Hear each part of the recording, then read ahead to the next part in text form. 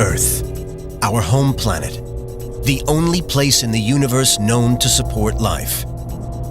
Yet could life forms from outer space already have paid us a visit? Could they even be abducting members of the human race? It may seem like science fiction, but has planet Earth already had a close encounter?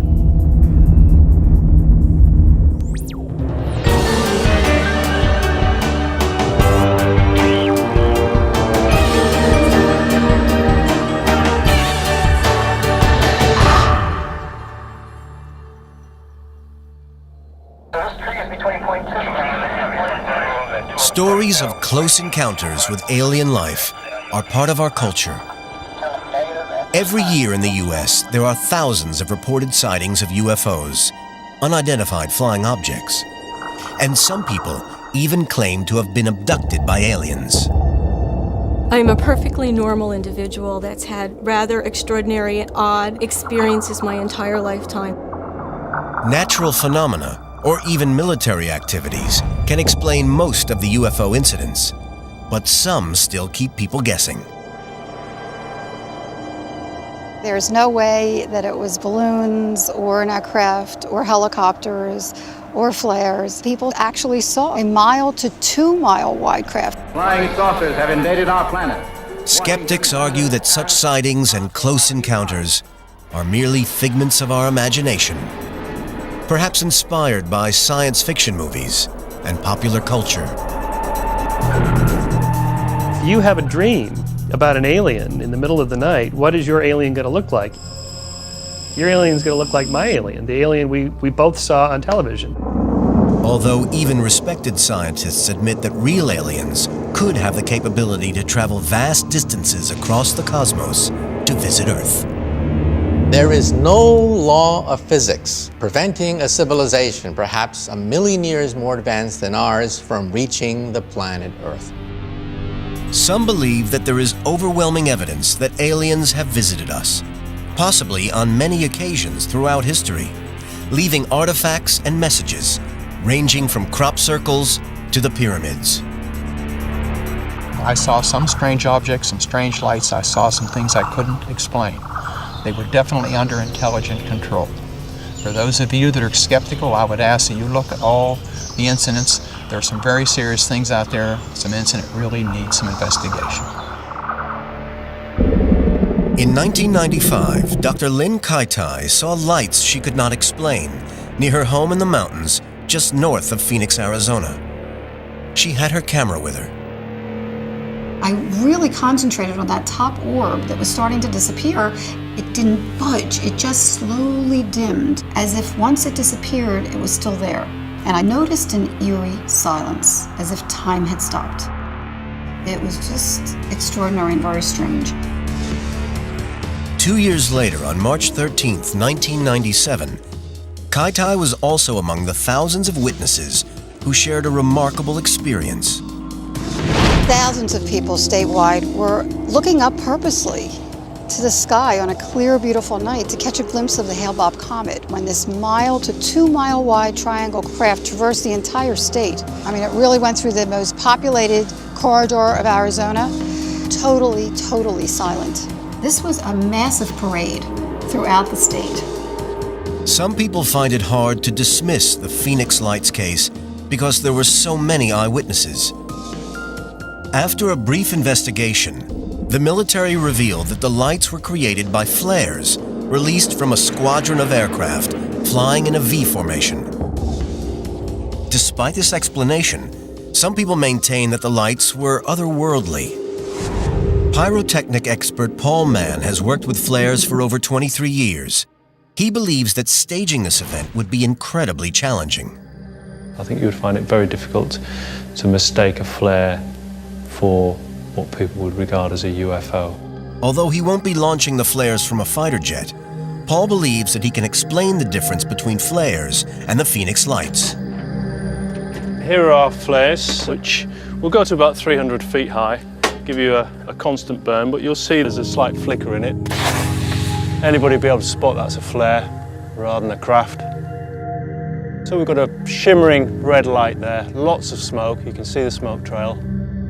The pinpoint of light will give it away as a flare and it falls to the ground. It doesn't hover for hours. So for anybody who saw the Phoenix lights, if it was a pyrotechnic that could last for so long, that was quite an achievement, and to get it to hold in the sky was something else altogether.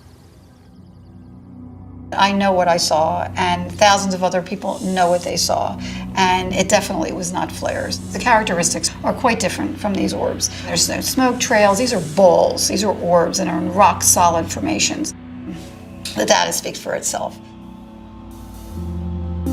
Some people believe that flares are an improbable explanation for the lights over Phoenix. Dr. Michael Shermer, publisher of Skeptic magazine, thinks the incident highlights the difficulty of judging the truth about UFOs. People are poor eyewitnesses, all of us, judging the size, motion, and speed of objects in the sky, particularly at night or at dusk. It's very difficult to do. Shermer has been writing about the unexplained for over 10 years. He questions not only the quality of the evidence, but also the reliability of human testimonies. When somebody says, oh, it was 200 meters wide in the sky, how do you know? Was it next to something that you knew the size of already and then you can judge it's twice as big as that? No, people just make wild-ass guesses. These wild guesses include mistaking military aircraft, weather balloons, flares, and even the planet Venus as alien craft. Yet such sightings lead many people to believe in the existence of UFOs, despite logical explanations from scientists and the US government. Ironically, official denials of UFO landings may actually encourage a popular belief in their existence because of a fascination with conspiracy theories and a fear of government cover-ups, particularly in the infamous case of Roswell. Roswell. This is the mecca of ufology. Initially, the story given that it was a weather balloon was a lie. It was a lie because it was a national security secret. It was a national security secret until 1995, when the government said that Roswell wasn't actually a high-altitude weather balloon, but a high-altitude surveillance balloon to monitor Soviet nuclear tests. This revelation only serves to convince the UFO community that the government are still covering up whatever did happen at Roswell. So the ufology people said, aha, you see, we've been saying that they lie. We go, yeah, right, but they're saying what it actually is. Well, yeah, but that's a lie. No, that makes perfect sense for a Cold War atmosphere in 1947. The mystery surrounding Roswell has been fueled by misinformation and the shifting official explanation that keeps the story alive. Yet sometimes, even the military themselves spot the unusual. In 1980, personnel at an Air Force base on the east coast of England saw a strange light in a nearby forest. Deputy Base Commander Colonel Charles Halt was on duty when he received a strange message from one of his staff. When the on-duty police lieutenant came in and insisted on seeing myself and the base commander and talking to us privately, he was white as a sheet. The lieutenant reported that a strange, unidentified flying object had been seen descending into nearby Rendlesham Forest. Colonel Halt and a disaster preparedness officer visited the supposed landing site. They recorded their mission as evidence. Okay, what we do is we make a sweep. Here, I've got the gloves on now. Let's make a sweep out around the whole area, about 10 foot out, and make a perimeter run around it. All right, still there.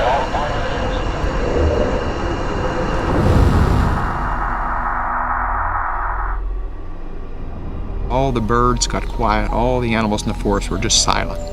We approached a site where they said this alleged craft had landed.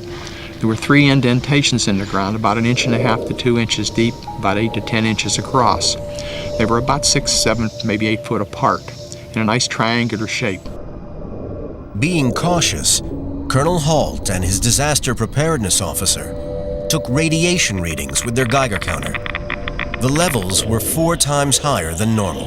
We get a high reactive read about 2 to 3, maybe 4. Then, something moved in the trees. A bright red light with a black center that was moving through the trees. There's no doubt about it. There's some type of strange flashing red light ahead. It appeared to be shedding something like molten metal, almost like steel coming out of a crucible. As we stood there in awe watching it, it silently exploded and broke into multiple white objects that just disappeared. Many journalists and researchers claim that what Colonel Halt and others actually saw while in Rendlesham Forest was in fact the lighthouse at nearby Orford Ness. But Colonel Halt remains convinced that what he saw wasn't of this world. I know what we saw, but I don't know what it was. My own personal suspicions are that there may have been a craft that was damaged, injured, or it may have been a reconnaissance vehicle of some type taking a look at all the activity in the area. In January 1981, Colonel Halt contacted the British Ministry of Defense, but never received an official response. He is convinced that his close encounter was genuine, and that governments cover up this and other UFO cases. Dr. Michael Shermer is not so sure. The problem with government cover-ups like that is people can't keep their mouth shut. If aliens were really here and the government was covering up, surely some lower echelon person would say, I've got the story of a lifetime. Even if governments were trying to cover up UFO incidents, people haven't stopped questioning the official explanations.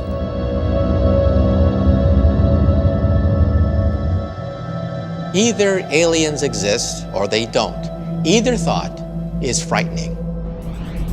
For any UFO to get here, it would have to travel across space from another part of the universe, light years away. Where might they come from? And just how would they get here? Has Earth ever had a close encounter with an alien civilization? There have been many supposed sightings of UFOs, but no definitive evidence of a visit. But whether or not aliens have dropped into our own backyard, many scientists do believe that they could exist. I would be shocked if we were alone. It would be an incredible waste of space, considering how many galaxies there are. There should be lots of planets like ours with life on them. The universe is about 14 billion years old and expanding at a phenomenal rate. It holds billions and billions of stars, far more stars than there are grains of sand on all the beaches on Earth.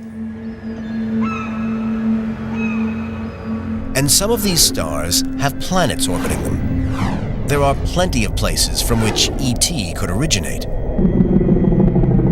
Physicist Lawrence Krauss believes that the most likely place for ET to call home would be on a planet similar to our own.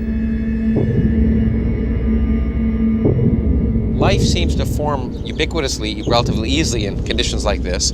So we would expect one simple way to find life would be to look for planets like Earth. The problem is that any such planet is going to be a long, long way from Earth. Outer space distances are so vast, they are measured in light years rather than miles. 1 light year is a distance of nearly 6 trillion miles. That's the distance traveled in 1 year by a beam of light, moving slightly in excess of 186,000 miles per second. Light from our own sun reaches Earth in about 8 minutes and takes another 10.5 years to travel to the nearest known planet outside of our solar system. Any alien planning to visit us from this planet faces a round trip of over 120 trillion miles.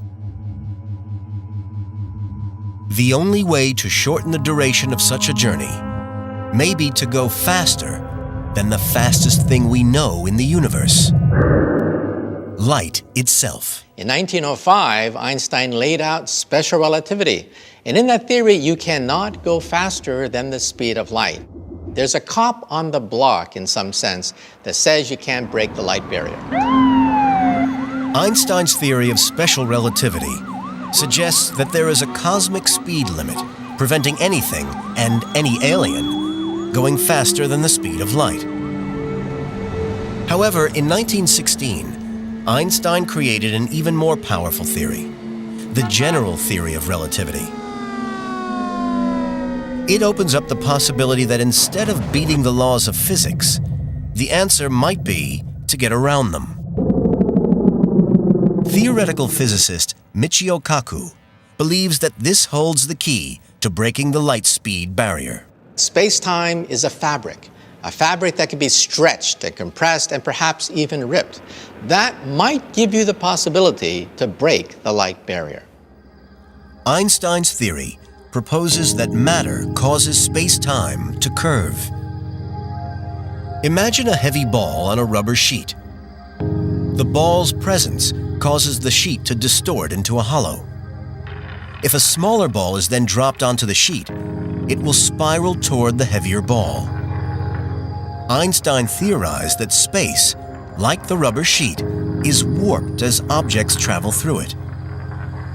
And if space can be warped, then there may be a novel way to travel from one side of the galaxy to the other. If you have a sheet of paper, a straight line is the shortest distance between 2 points. However, there's a loophole. If you are to fold the sheet of paper, then you realize the shortest distance between 2 points is actually a wormhole. Some scientists suggest that wormholes are space-time tubes which act as shortcuts connecting distant regions of space. Theoretically, an alien using wormholes could travel between 2 parts of our galaxy faster than a beam of light could travel through normal space and time. It's a shortcut first described more than 150 years ago by a mathematician in Oxford, England. That man was the author known as Lewis Carroll. Alice's Looking Glass connects the countryside of Oxford to a fantastic world called Wonderland. And if you were to put your hand through the looking glass, your hand would leave Oxford and go to the other side of forever. That is a wormhole, what we physicists call a multiply connected space. Wormholes may be the ideal transportation network, but manipulating the laws of physics could bring catastrophic consequences. You don't know how stable they are. It may be quite radioactive. There may be quantum corrections and radiation as you enter the wormhole, or perhaps it will close up even before you can enter. It may be possible to artificially create a wormhole, but it would take enormous energy and advances in technology way beyond our imagination to rip through the fabric of space and time. But maybe there's an alien civilization so advanced that they can build these supergalactic highways with ease. Intelligent aliens may also have found another trick to navigate around the universe. Perhaps they can actually move space itself. As far as we know, space can do whatever the heck it wants. It can expand in response to the presence of matter and energy. If we could somehow harness that, then in principle you might be able to develop something you might call a warp drive. The alien craft would collapse the space in front of it and simultaneously expand the space behind it. In that way, the ship would transfer from one part of the galaxy to another without actually moving an inch. It may sound like the stuff of science fiction, but for some advanced aliens, it could be science fact. I can show you with this balloon. I have a little replica I've drawn of the USS Enterprise from Star Trek. And just so you know the local surroundings, I have the sun here, I have the moon, Saturn. And what I want to show you is that the Enterprise could travel away from this star system and towards this star without ever moving with respect to its local surroundings. How can I do that? Well, if I squeeze the balloon at this end, then I expand this region of the balloon. The distance between the starship and these stars has increased, but the starship hasn't moved at all with respect to its local surroundings. And so what I've done is I've had space do the work. Nobody knows how a warp drive might be powered, and Krauss believes that its use would be fraught with danger. It may not be dangerous for the participants in the spacecraft, but it'd be pretty dangerous for everyone else. Because when you contract space in front of you, you literally crush everything between you and the nearest star. When you expand space behind you, you put incredible tension in everything around you. You'd have to have an interstellar highway where you cleared out everything in between, because otherwise you destroy basically everything around you. Our own technology is nowhere near sidestepping the laws of physics, but an alien civilization that has evolved a million years ahead of us might already have found a way. Earthbound physicists who are looking for life take this idea very seriously. They have devised a system to categorize alien civilizations according to how advanced they may be. When we physicists look in outer space, we don't look for little green men, we look for type 1, type 2, and type 3 civilizations. A type 1 alien civilization would be so advanced it could harness all forms of energy on its planet, including oceans, volcanoes, and even the weather.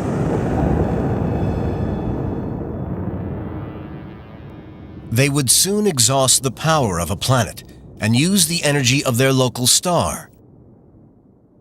At this stage, they would be categorized as a Type 2 civilization. Eventually, they become galactic. They begin to colonize entire star systems. They begin to have fantastic energies, allowing them to manipulate stars and black holes. That is Type 3. Perhaps 100,000 to 1,000,000 years more advanced than our technology. But where would our own civilization be on this scale?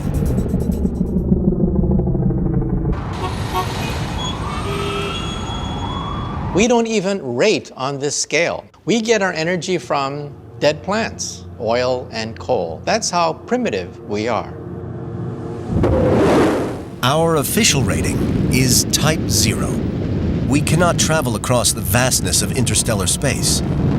However, a Type 3 civilization would have developed the technology needed to control space and time in order to travel freely throughout the universe. You cannot rule out the possibility that an extraterrestrial civilization, perhaps 1,000,000 years more advanced than ours, have the capability of reaching the planet Earth. But any alien civilization developing ways of traveling across the galaxy to planet Earth still faces potential disaster. If they reach us at all, then the oxygen in our atmosphere, the very thing that keeps us alive, may prove to be deadly poison for our alien visitors. If an alien civilization has successfully learned how to control time and space and cross the interstellar void to visit Earth, they will face a serious danger: our atmosphere. It protects us from solar radiation, but it's a dangerous barrier for any approaching spacecraft.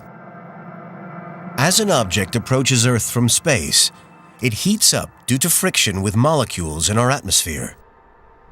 The heat burns up most objects, such as asteroids, before they reach the ground.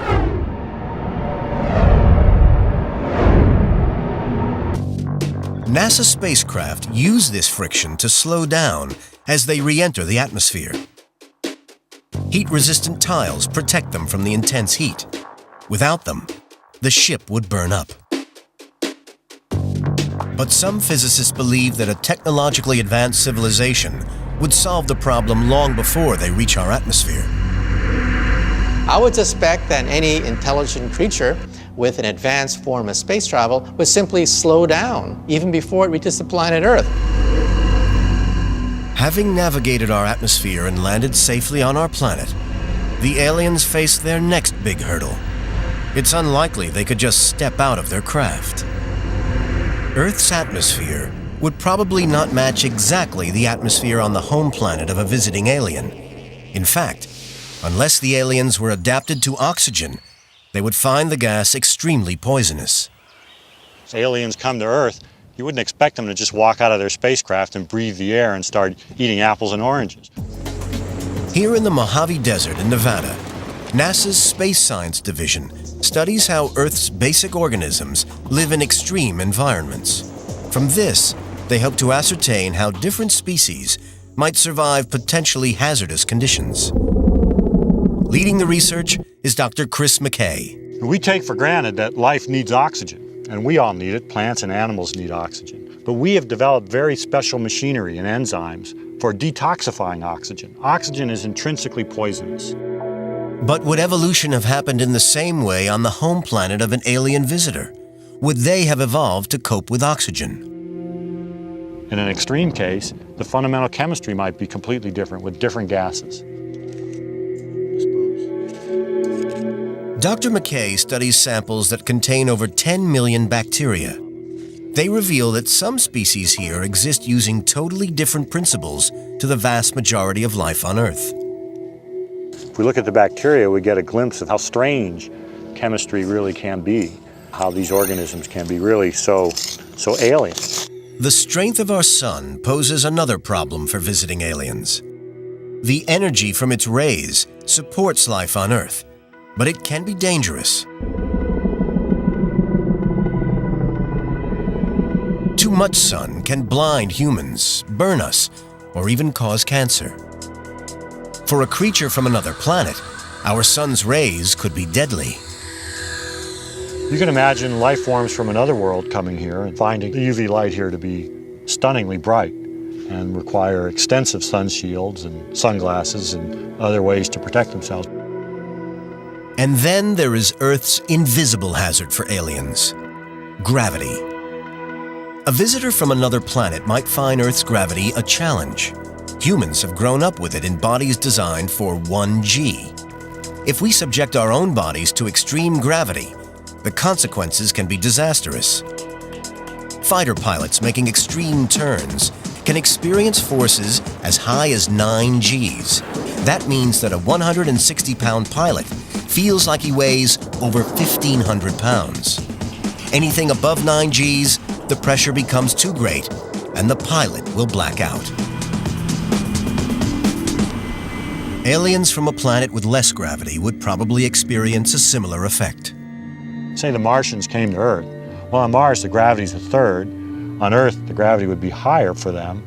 So even if they were fit by Martian standards, they might find this high gravity a drag, but it's not hard to postulate them to have the technology to allow them to operate in a higher gravity. A far less predictable danger facing a visiting alien is germs. Just as in H.G. Wells's War of the Worlds, simple bacteria might be deadly to visiting aliens. The bacteria on one planet could have serious consequences for organisms on another planet. When the Martians come, they invade Earth.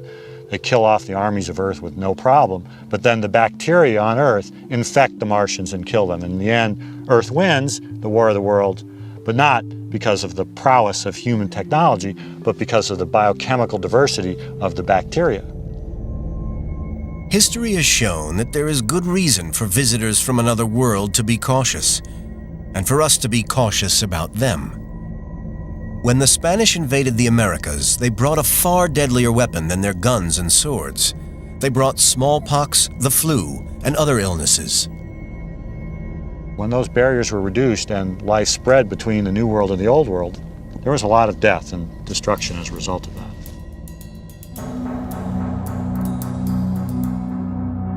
We might contaminate visiting aliens, or they might contaminate us. This fear of infection from new species of bacteria also troubled NASA during the moon exploration of the 1960s. They placed the first astronauts returning from the moon in quarantine in case they carried deadly space germs. McKay hopes that an alien civilization exploring the universe would also be careful not to contaminate planets with their bugs. One would imagine that an alien civilization with the technology to move between worlds would have the sense to realize the same problem and have strict biological barriers and controls. They wouldn't just land and go out for a picnic and spread out their stuff on another world. It's clear that the occupants of an alien spacecraft traveling to Earth would face a catalog of dangers. First, they would have to survive the destructive forces within a wormhole, then avoid burning up in the Earth's atmosphere, and finally, protect themselves from poisonous oxygen or deadly germs. Perhaps alien visitors would decide not to take the risk themselves. What if they sent explorers who never age and who never die from deadly diseases? The most efficient way is with robots. These are self-replicating nanobots. Nanobots are miniature robots, minute and lightweight enough to be potentially invaluable in space travel. One of the major factors in traveling fast through space is weight. The smaller you are, the faster you can go. In fact, subatomic particles can travel at near the speed of light.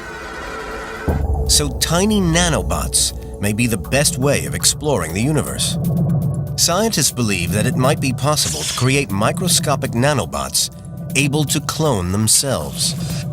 These would land on moons and planets and self-replicate, allowing an alien civilization to explore vast tracts of the galaxy without ever leaving their home planet. Eventually, you would have a sphere of perhaps trillions of robots expanding near the speed of light, landing on moons, each robot creating other robots. That's the most scientifically reasonable way to explore the galaxy. That's how nature does it. That's how viruses work.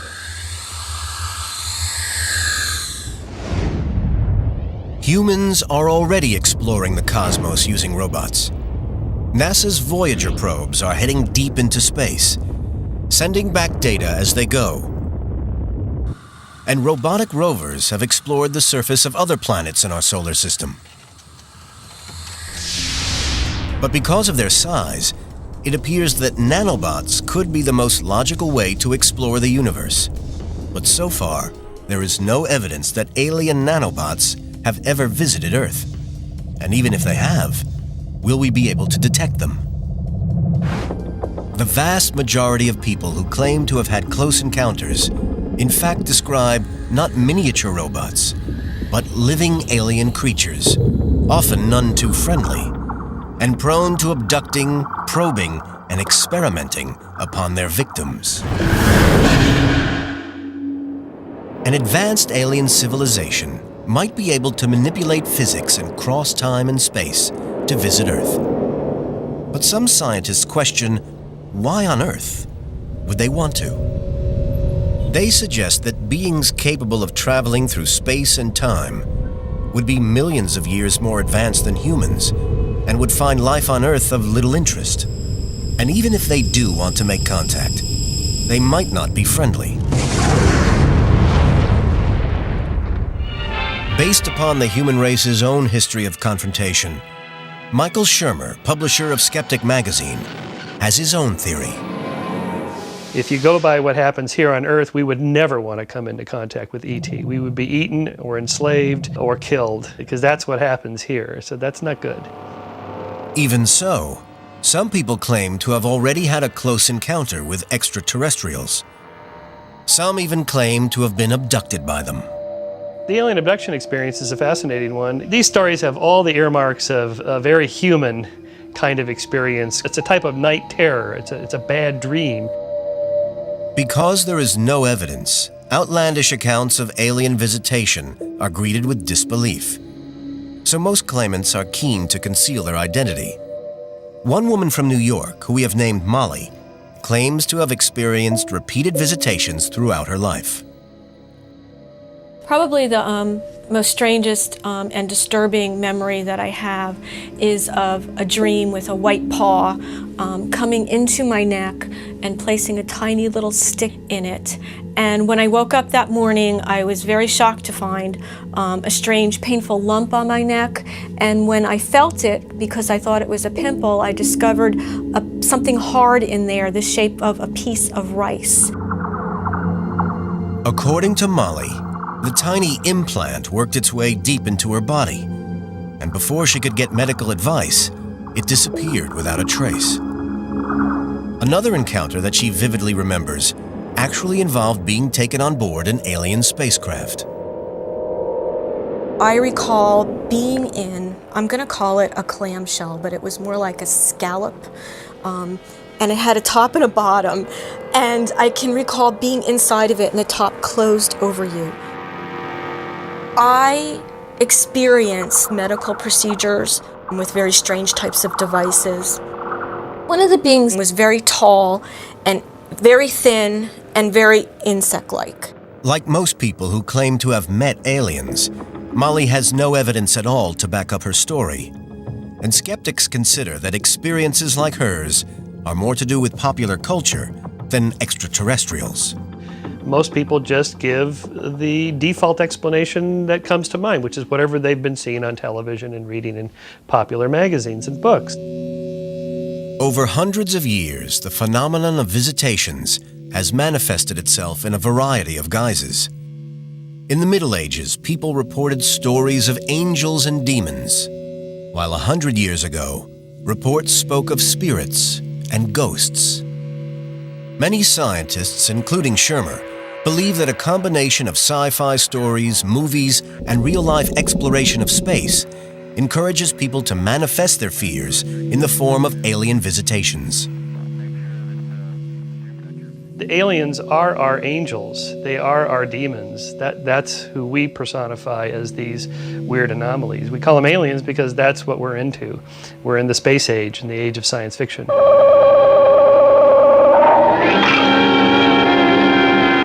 However, that does not completely explain what causes people to believe they have experienced a visitation.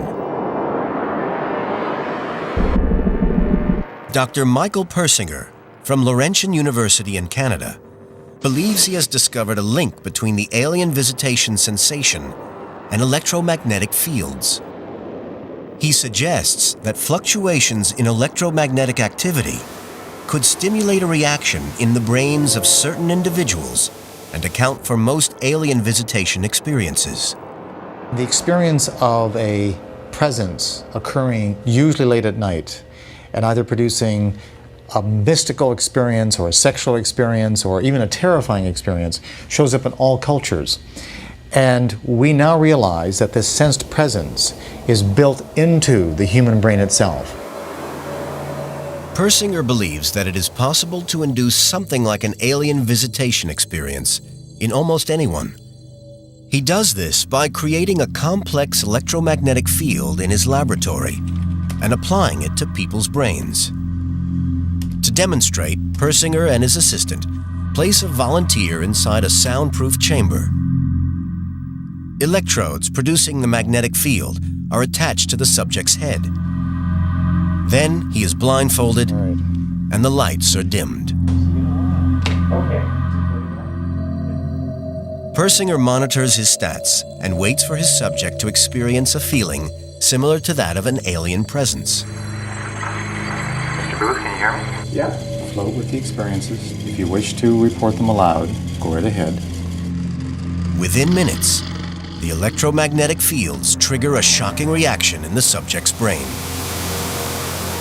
How he describes it is going to be a function of his culture, his experiences, and his expectancy. That's a lot.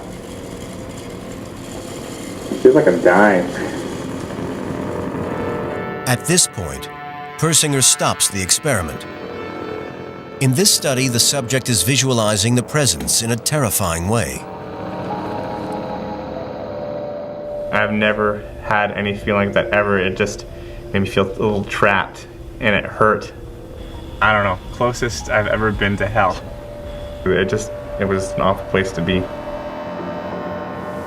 The volunteer was extremely sensitive to the electromagnetic fields which stimulated his brain. However, this technique demonstrates the extraordinary power of our brain to turn our fears into monsters and demons, and even aliens from distant worlds. Dozens of people who have had experiences that they attributed to alien abductions and experiences. When we put them through the chamber, they have a very similar experience. The terrifying experiences induced in the chamber are caused by channeled electromagnetic fields. Persinger believes that abduction experiences in the real world are caused by electromagnetic fields created by natural phenomena, such as sun flares, seismic activity, and changes in atmospheric conditions. And it's thought that our common physiology and global culture is responsible for the similarity in the accounts. Inevitably, we're all going to have similar experiences because our brains are wired that way. We'll see the same kinds of illusions, We'll have the same kinds of hallucinations and so on. The role of electromagnetism in alien experiences is far from proven.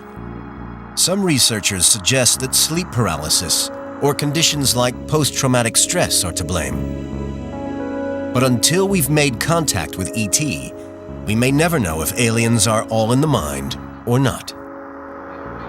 And if ET did reveal itself, there could be another barrier to overcome: language. It may be that aliens don't choose to talk with us at all.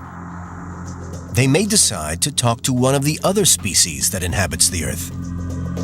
And that could be whichever species they consider possesses the most intelligent language.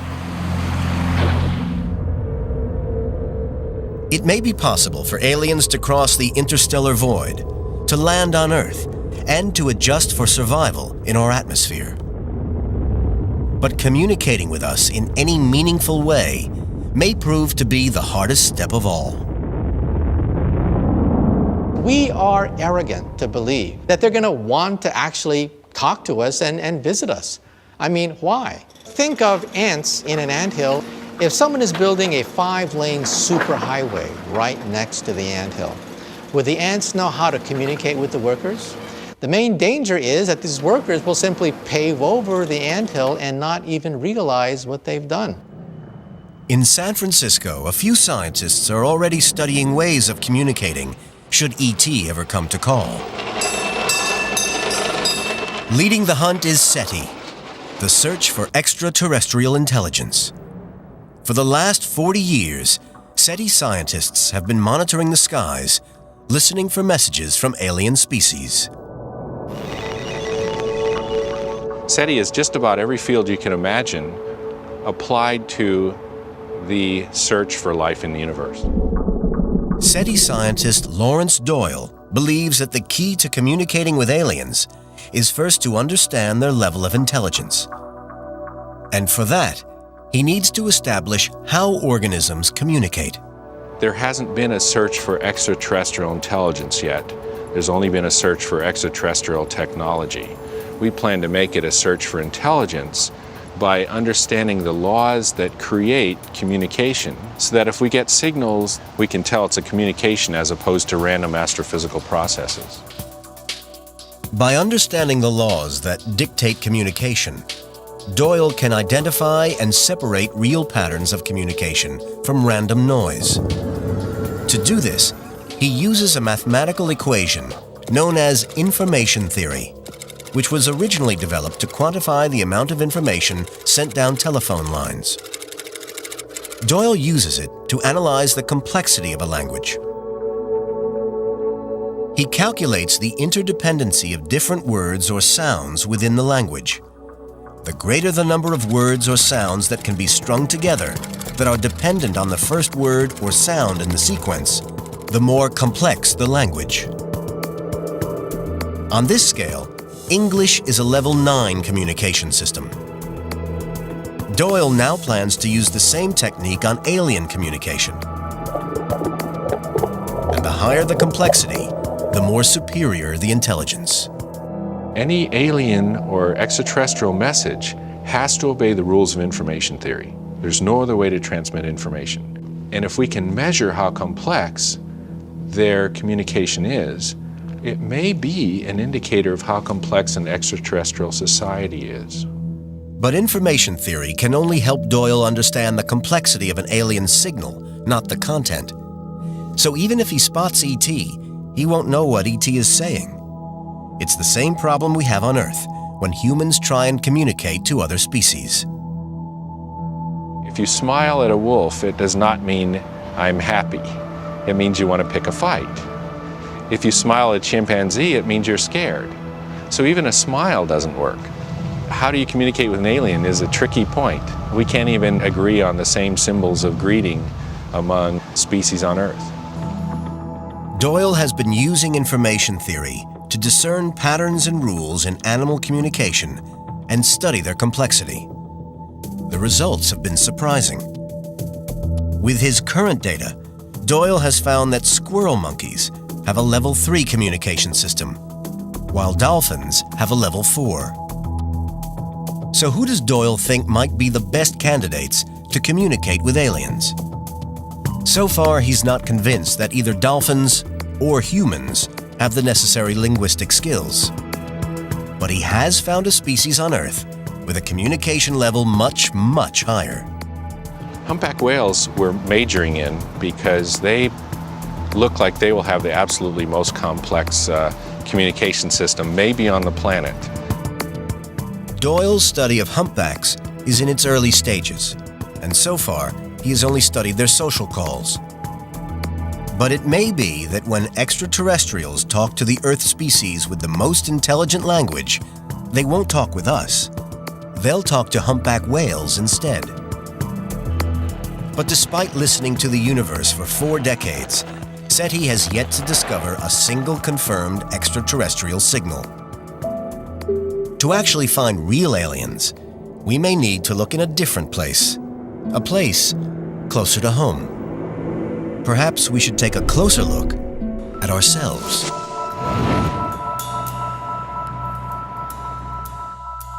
When you look in the mirror, perhaps you are looking at a Martian. It's always amusing to me when I hear people talking about UFOs and aliens. But for me, it's the bacteria.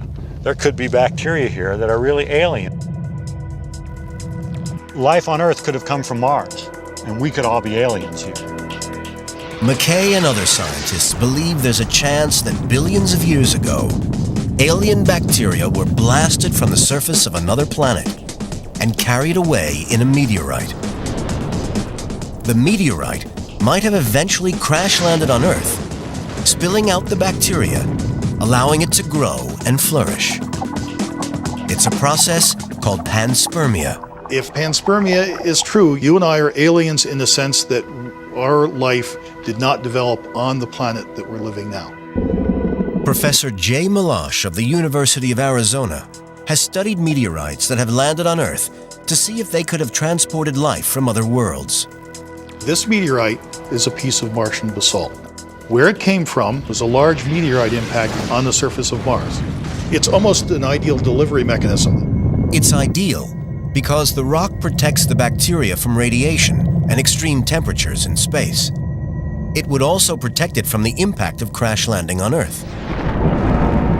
To test whether bacteria could travel safely through the cosmos, Milosh and his colleague Wayne Nicholson conduct an extreme survival experiment. They inject a large block of rock with bacteria and take the sample to the Ames Vertical Gun Laboratory near San Francisco. The block's placed inside a large vacuum chamber. Ready? And Milosh then fires a projectile into it at over 13,000 miles per hour. It absolutely destroyed the rock target. It blasted into tiny fragments. Amazingly, despite the rock being virtually vaporized, the bacteria survive intact. If they could survive, it's not a big stretch to think that organisms on the surface of another planet could also survive meteorite impact and launch into interplanetary space. The experiment shows that bacteria could not only survive the vacuum of space, but also the impact of landing on Earth. One theory is that bacteria from another world evolved over millions of years to form life as we know it. So perhaps all life on our planet is alien in origin. We human beings, life, plants, animals, everything we see descended from that common Martian ancestor. That's a possibility. We may go to Mars and suddenly see, well, that's where great-great-great-grandma lived. Because of the vast size of our galaxy, aliens, even highly advanced ones, may never have visited Earth in spaceships. All UFO sightings may well be no more than a simple misinterpretation of what we are seeing, and alien visitations a product of our overactive imaginations. But aliens might have been here all along. We and all the species on our world could be the direct descendants of extraterrestrial life forms. In the strangest twist of all, perhaps we are the aliens.